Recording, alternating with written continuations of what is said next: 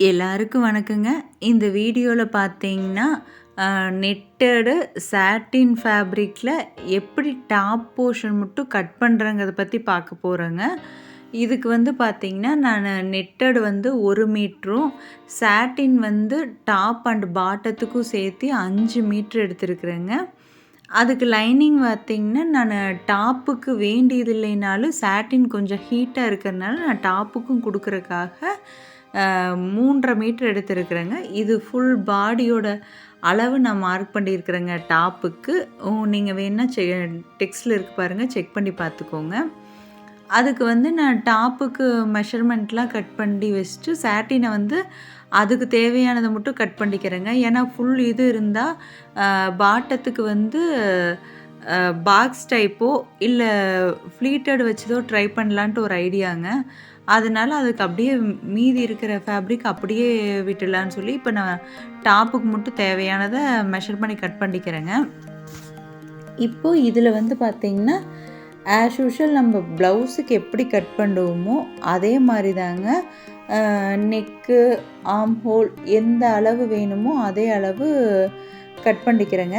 இதில் வந்து சாட்டின் வந்து கொஞ்சம் வழுவழுப்பு தன்மை இருக்கிறனால, நீங்கள் மேலே வந்து ஒரு வெயிட்டான திங்ஸ் வச்சு மார்க் பண்ணி கட் பண்ணிக்கோங்க. இப்போ இதில் வந்து டாப்லேயே வந்து ஃப்ரண்ட்டும் பேக்கும் கட் பண்ணிக்கிறேங்க. ஃப்ரண்ட்டும் பேக்லேயும் வந்து நான் நெக் வந்து கட் பண்ணல.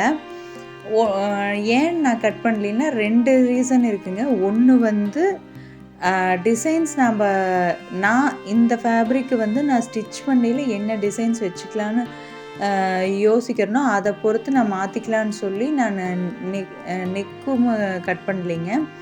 அப்புறம் இன்னொரு ரீசன் என்னென்னா, நம்ம சாட்டினை பொறுத்த வரைக்கும் நம்ம அடித்து திருப்பியில் மட்டும் கட் பண்ணோம்னா மட்டும்தாங்க ஓரளவுக்கு கரெக்டாக வரும்.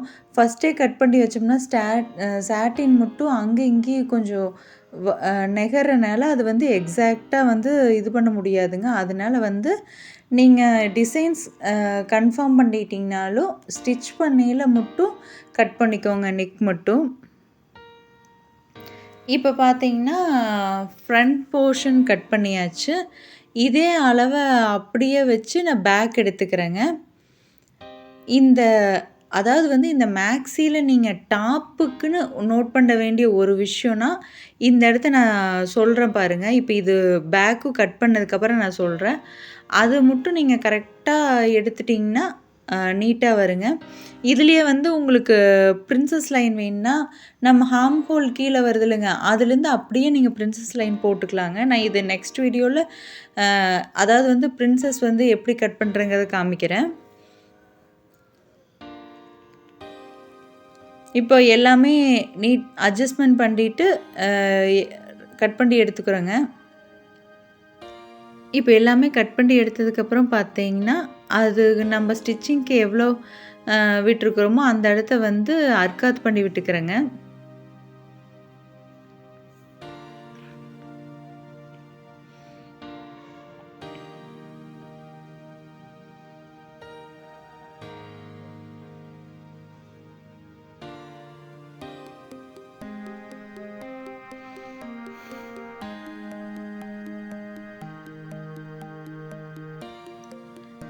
இப்போ அட்காத் பண்ணதுக்கப்புறம் நம்ம இது ஃப்ரண்ட்டை போட்டு தாங்க பேக் வெட்டணும். அதனால வந்து அதோட ஷோல்டரும் நெக்கோட டீப்பும் வந்து மார்க் பண்ணி வச்சுக்கிறோங்க. கட் பண்ணல, மார்க் பண்ணி மட்டும் வச்சுக்கிறோம். இப்போ இந்த இடம் தான் முக்கியமான இதுங்க. இப்போ இது பார்த்திங்கன்னா, நம்ம ஸ்டிச்சிங்க்கு விட்டது அளவுலேருந்து கீழேருந்து ஒரு 1.5லேருந்து 2 இன்ச் எடுத்துக்கிறோங்க. அதுலேருந்து ஒரு கிராஸாக ஒரு நம்ம கட் பண்ணி எடுக்கிறோம் பார்த்தீங்களா, இந்த மாதிரி கட் பண்ணி எடுத்தால் மட்டும்தாங்க ஹிப்பில் வந்து மேக்ஸி எல்லாமே வந்து ஷேப்பாக உட்காரும். இது நம்ம கட் பண்ணி எடுக்காமல் நேர் போட்டு வெட்டிட்டோம்னா அந்த ஹிப் சைஸ் வரையில் மேக்ஸி பார்த்திங்கன்னா கொஞ்சம் மாறி மாறி வருங்க. அதனால் இந்த இடம் மட்டும் ஒரு 1.5லேருந்து 2 இன்ச், அதாவது பாடியோட ஹைட்டு வித்தை பொறுத்து நீங்கள் போட்டு கட் பண்ணிக்கோங்க. இப்போ பார்த்தீங்கன்னா, நம்ம நெட்டோட போட்டு கட் பண்ணி எடுத்துக்கிறோங்க. இதுக்கு நான் நெட் வந்து பார்த்திங்கன்னா ஹேண்டுக்கு வந்து சாட்டின் கொடுக்க போகிறது இல்லைங்க, வெறும் நெட் மட்டும்தாங்க கொடுக்க போகிறோம். அதனால தான் வந்து நான் 1 மீட்டர் எடுத்திருந்தேங்க.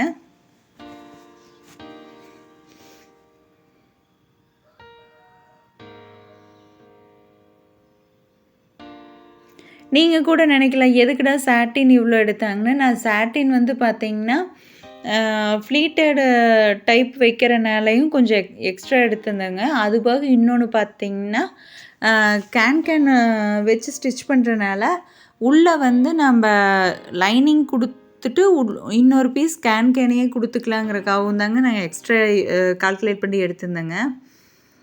இதுக்கு நான் கேன் யூஸ் பண்ணுறனால தான் உள் கொடுக்கறதுக்கும் வந்து சாட்டினும் லைனிங்கும் எடுத்திருந்தேங்க. அதனால தான் உங்களுக்கு எக்ஸ்ட்ரா இருக்கிற மாதிரி இருக்கும். இப்போ பார்த்தீங்கன்னா நான் அதாவது வந்து ஃபுல் ஹேண்டுக்கும் வந்து நெட்டட் மட்டும் கால்குலேட் பண்ணுறனால தான் நான் வந்து 1 மீட்டர் எடுத்திருந்தேன். இப்போ பார்த்தீங்கன்னா ஹேண்டுக்கும் வந்து மார்க் பண்ணிவிட்டு நம்ம ஆர்ம் ஹோல் சைஸ் எவ்வளோ வேணுமோ அந்த அளவுக்கு மார்க் பண்ணி எடுத்து வச்சுக்கிறேங்க.